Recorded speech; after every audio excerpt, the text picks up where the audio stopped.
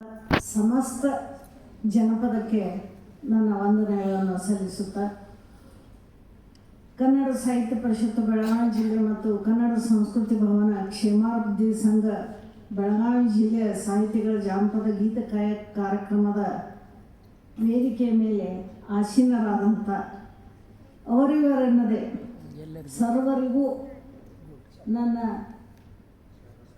ಅನಂತ ಪ್ರಣಾಮಗಳನ್ನು ಸಲ್ಲಿಸುತ್ತಾ ಹಾಗೂ ಎದುರಿಗೆ ಕೂತಂಥ ಸ್ವಲ್ಪರೇ ಆದರೂ ಸುದಕ ಗಟ್ಟಿ ಕಾಳುಗಳು ಕುಂತಿರಿ ಅವರಿಗೆಲ್ಲರಿಗೂ ನನ್ನ ವಂದನೆಗಳನ್ನು ಸಲ್ಲಿಸುತ್ತಾ ಅಧ್ಯಕ್ಷ ನುಡಿ ಎರಡೇ ಮಾತಾಡ ಬಯಸ್ತೀನಿ.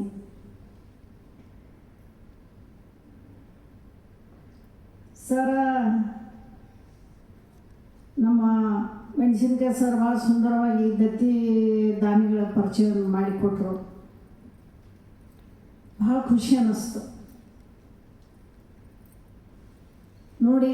ಒಳ್ಳೆಯ ಕಾರ್ಯಕ್ರಮ ಮಾಡಿದಾಗ ಯಾವ ಪ್ರಶ್ನವರು ಮುಂದೆ ಬರೋದಿಲ್ಲ. ಪ್ರಶ್ನವ್ರ ಕೇಳ್ಕೊಡ್ರಿ, ಏನಾದ್ರು ನನ್ನ ವಿರುದ್ಧ ಒಂದು ಸ್ವಲ್ಪ ಟೀಕೆ ಬರ್ತಂದ್ರೆ ಇಷ್ಟು ದೊಡ್ಡ ಪ್ರಮಾಣದಲ್ಲಿ ಹೈಲೈಟ್ ಆಗ್ತದದು ಅಲ್ಲದೆ ವಾಟ್ಸಪ್ದಾಗೂ ಅದು ಎಲ್ಲ ಕಡೆ ಪ್ರಸಾರ ಆಗ್ತದೆ. ಈ ಒಳ್ಳೆಯ ಕಾರ್ಯಕ್ರಮ ಸಲುವಾಗಿ ನಾವು 4-5 ದಿವಸ ಆಯ್ತು ನಾವು ಪೇಪರ್ಗೂ ಕೊಡ್ತಾ ಇದ್ದೀವಿ, ವಾಟ್ಸಪ್ದಾಗ ಹಾಕ್ತಾಯಿದ್ದೀವಿ, ಪ್ರಸಾರ ಮಾಡೋರು ಯಾರೂ ಇಲ್ಲ. ಯಾಕೆ? ಮನುಷ್ಯನ ಸ್ವಭಾವನ ಹಂಗೆ ಯಾವಾಗಲೂ ವಿರುದ್ಧ ಕಡೆನೇ ಅದರ ಆಕರ್ಷಣೆ ಜಾಸ್ತಿ ಇರಲಿ. ಆ ಮಾತಿರಲ್ತಕ್ಕ ನಮ್ಮ ಯರೋ ಪಾಟೀಲ್ ಅಣ್ಣವರಾಗಲಿ ಭಾಳ ಸುಂದರವಾಗಿ ಬಗೆಯ ವಿಷಯಗಳು ಹೇಳಿದರು. ನಾನಂತರ ಮನೆಯಾಗ ಸಾಕಷ್ಟು ಯೂಸ್ ಮಾಡ್ತೇನೆ ಅದ. ಆದ್ರೆ ಆ ಶಬ್ದದ ಅರ್ಥ ಇವತ್ತು ಗೊತ್ತಾಗ್ತದೆ. ಭಾಳ ಖುಷಿ ಅನ್ನಿಸ್ತು ನನಗೆ.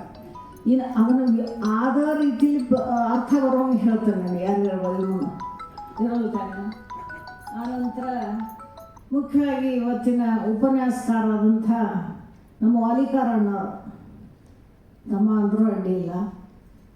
ನಾನು ಏನಾರ ಅವ್ರದ್ದೆಲ್ಲ ಡಿಗ್ರಿ ಪದವಿ ನೋಡಿ ಭಾಳ ವಯಸ್ಸದವ್ರು ದೊಡ್ಡವ್ರು ಇರ್ಬೇಕಂತ ಮಾಡಿದ್ನಿ. ಇನ್ನೂ ನಮ್ಮ ಎದುರಿಗೆ ಚಿಕ್ಕ ಮಗುನ ಖರೆ ಬುದ್ಧಿ ಮಾತ್ರ ದೊಡ್ಡ ಹಿರಿಯರದು ಜಾನಪದವನ್ನು ಅರಿದು ಕುಡಿದಿದ್ದಾರ. ಅದರ ಸಾಹಿತ್ಯದ ನಾನಾ ಪ್ರಕಾರಗಳನ್ನು ಭಾಳ ಸುಂದರವಾಗಿ ವರ್ಣನೆ ಮಾಡಿದರು. ಅಲ್ದ ಒಂದು ಹಾಡ್ರಿ ನನ್ನ ತಮ್ಮ ಅಂತ ಅಂದ್ಕೊಳ್ಳಿ ಅದನ್ನೂ ಕೂಡ ಸುಂದರವಾಗಿ ಹಾಡಿದರು. ಆ ಹಾಡು ಯಾವ ಪ್ರಕಾರದಾಗ ಬರ್ತದೆ ನನಗೆ ಗೊತ್ತಾಗೋದಿಲ್ಲ. ಸಾಹಿತಿಗಳೇ ಹೇಳಬೇಕು ನೀವೇ, ನಾ ಎಲ್ಲಕ್ಕೂ ಜಾನಪದ ಅಂದ್ಬಿಡಾಕಿ. ಹಿಂಗೆ ಒಟ್ಟಿನ ಮೇಲೆ ಇವತ್ತಿನ ಕಾರ್ಯಕ್ರಮ ಭಾಳ ಸುಂದರವಾಗಿ ಸ್ವಲ್ಪ ಮಂದಿದ್ರು. ವೇಳೆಗೆ ಸರಿಯಾಗಿ ಒಂದು ನಾವು ಕನ್ನಡ ಸಾಹಿತ್ಯ ಪರಿಷತ್ನವರು ಯಾವಾಗಲೂ ವೇಳೆಗೆ ಸರಿಯಾಗಿ ಪ್ರಾರಂಭ ಮಾಡ್ತೀವಿ.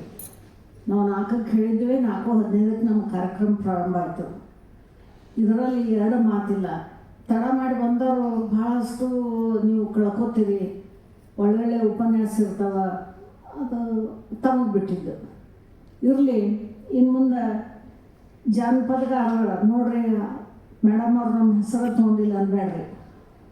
ಮಲ್ಲಿಕಾರ್ಜುನ ಹೊಂಗಲ್, ಬಾಳನಗೌಡ ಬಂಗಿ, ಸುರೇಶ್ ಸಕ್ರೆನವ್ರ, RB ಬನಶಂಕರಿ, ಬಸವರಾಜ್ ಮೇದಾರ್, ನಿಂಗಪ್ಪ ಕೌಜಲ್ಗಿ, ತಮ್ಮಣ್ಣ ಹಡಪದ್, ಶ್ರೀಮತಿ ಸುಮಾ ಬೇವಿನಕೊಪ್, ಮಹಾದೇವಿ ಅಜ್ವಾನ್, ಪ್ರಣೀತಾ ವಸ್ತ್ರದ್, ಡಾಕ್ಟರ್ ಹೇಮಾವತಿ ಸೋನಳ್ಳಿ, ಆಶಾ ಎಂಕನಮಡಿ, ಸುನೀತಾ ನಂದನವರ್, ರೂಪಾ ಪ್ರಸಾದಿ, ಆಶಾ ಸಂಸುದ್ದಿ, ಖುಷಿ ಬಿರಾಲ್, ಲಲಿತಾ ಪರ್ವತರಾವ್, ಶೋಭಾ ಶಿವಳ್ಳಿ, ಪಾರ್ವತಿ ಎಂ ತುಪ್ಪದ್, ಇಂದ್ರಾ ಮೋಟೆಬೆನ್ನೂರು.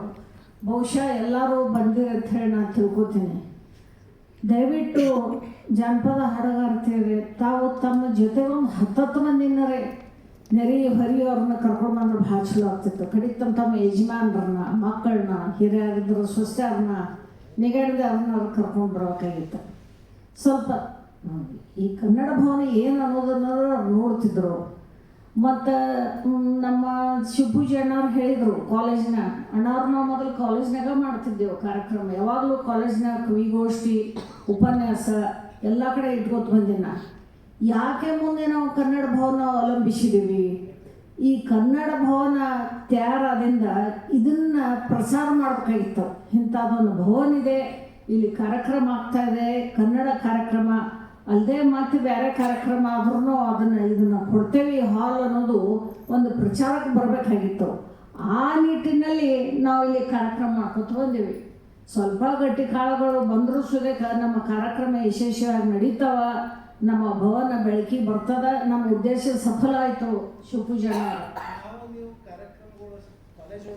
ಮಾಡ್ಯಾರಿ. ಸಾಕಷ್ಟು ಕಾಲೇಜ್ದಾಗ ಮಾಡಿದ್ದೇವೆ. ಇಂಜಿನಿಯರಿಂಗ್ ಕಾಲೇಜ್ದಾಗ ಮಾಡಿದ್ದೀವಿ, ಆರ್ಟ್ಸ್ B.Ed ಕಾಲೇಜ್ದಾಗ ಮಾಡಿದ್ದೀವಿ ಎಲ್ಲ. ಇಷ್ಟಾಕ ನಾವು ಇದನ್ನ ಮಾಡಿದ ಕೂಡಲೇ ನನಗೆ ಕಿತ್ತೂರ ಇದ್ರ ಕಡೆಯಿಂದ ಇನ್ಸಿಲ್ದಿಂದ ಆಯುರ್ವೇದ ಕಾಲೇಜ್ದವರು ಕರೆಯಕತ್ರು, ನಮ್ಮಲ್ಲಿ ಮಾಡ್ರಿ ಮೇಡಮ್ ಅಂಥೇಳಿ. ನಾನು ಹೇಳಿದ್ನಿ, ನಮ್ಮ ಕನ್ನಡ ಭವನ ಇವತ್ತು ಪ್ರಚಾರಕ್ಕೆ ಬರ್ಬೇಕಾಗೈತ್ರಿ, ಅಲ್ಲಿ ಕನ್ನಡ ಕಾರ್ಯಕ್ರಮ ನಡೀತಾವ, ಮತ್ತೆ ಬೇರೆ ಕಾರ್ಯಕ್ರಮಗಳಿಗೋಸ್ಕರಕ್ಕೆ ನಾವು ಅದನ್ನು ಕೊಡ್ತಾ ಇದ್ದೀವಿ ಅಂಥೇಳಿ ಅದು ಬಯಲಿಗೆ ಬರಬೇಕಾಗ್ಯದ. ಅದಕ್ಕೆ ನಾವು ಅಲ್ಲೇ ಮಾಡೋದು ನಿಶ್ಚಯ ಮಾಡಿದ್ದೀವಿ ಅಂತ ಹೇಳಿದ್ನಿ. ನೋಡಿ, ಇನ್ನು ನಾನು 4 ತಿಂಗಳ ಅವಧಿ, ನವೆಂಬರ್ 26ಕ್ಕೆ ನನ್ನ ಅವಧಿ ಮುಗೀತು. ಅಲ್ಲಿ ತನಕ ತಿಂಗಳಿಗೆ ಒಂದು ಕಾರ್ಯಕ್ರಮ ಅಂತ ನಾವು ಇಲ್ಲೇ ಮಾಡೋರ್ದೀವಿ. ಇನ್ನು ಮುಂದಿನ ತಿಂಗಳು ಮಾಡೋಣ್ರ, ಅದ್ರ ಮುಂದಿನ ತಿಂಗಳು ಮಾಡೋಣ್ರ. ಯರೂಪೇಟೆ ಬೆಳಗಾವಿ ಜಿಲ್ಲಾ ರಾಣಿಯರದ ಅಕ್ಟೋಬರ್ನಲ್ಲಿ ಬೆಳಗಾವಿ ಜಿಲ್ಲೆಯ ರಾಣಿಯರು ಸರ್ದ ಎಲ್ಲ ಅದ ನೇತೃತ್ವ ಕೊಟ್ಟಿನಿ, ಮಾಡ್ರಪ್ಪ ಅಂತ ಹೇಳಿ ಒಂದು ಹಾಸ್ಯದೊಂದು ಗೋಷ್ಠಿ ಮಾಡ್ಬೇಕಂತ ಮಾಡೀವಿ. ಆ ನಂತರ ಇಷ್ಟಂತರೂ 2 ನಾವು ಈ ಸದ್ಯ ಗುರಿಯಾಗಿ ಇಟ್ಕೊಂಡಿದ್ದೀವಿ. ಮತ್ತು ಅದಕ್ಕೂ ನೀವು ಭಾಳಷ್ಟು ಜನ ಬರಲಿಲ್ಲ ಅಂದ್ರೆ ನಾ ಇಲ್ಲಪ್ಪ, ನಾನೇನು ಮಾಡೋಕ್ಕಾಗೋದಿಲ್ಲ.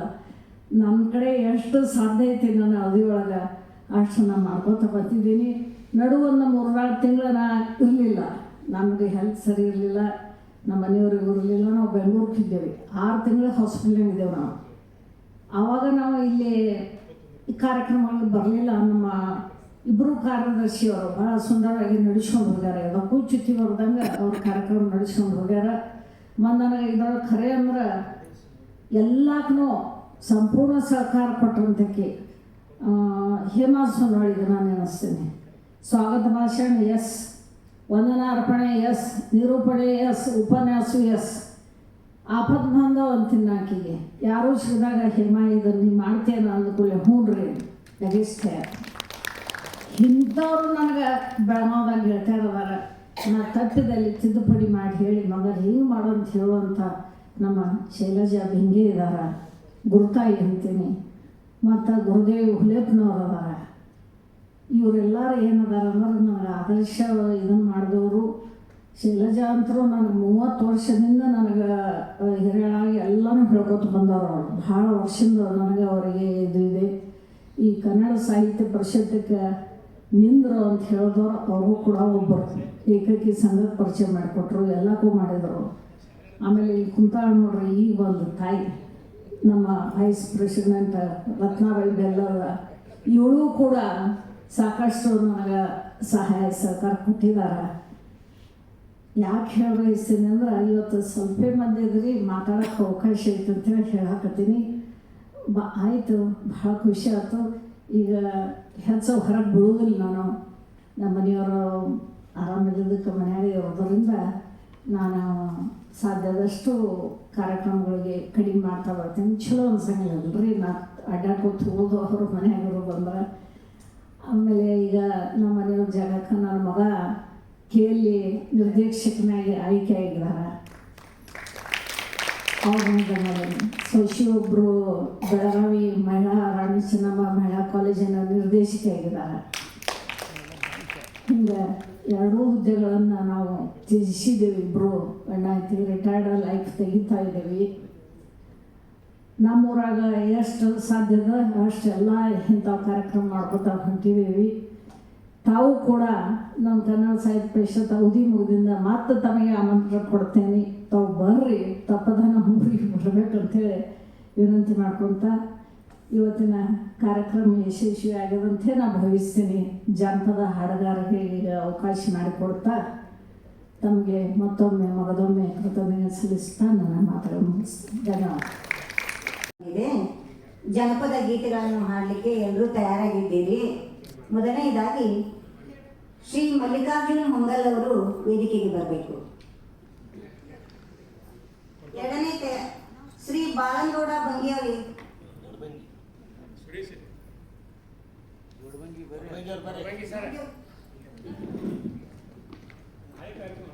ಜಾನಪದ ಕಾರ್ಯಕ್ರಮದಲ್ಲಿ ಹೆಸರು ಕೊಟ್ಟವರು 20ಕ್ಕೂ ಹೆಚ್ಚು ಜನ.